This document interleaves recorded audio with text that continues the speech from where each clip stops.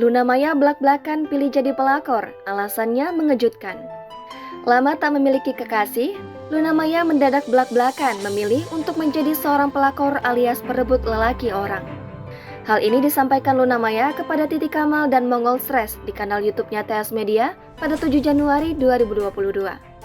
Awalnya, Mongol meminta Luna Maya memilih antara menjadi pelakor makmur atau ibu tiri yang bertengkar setiap hari dengan anak.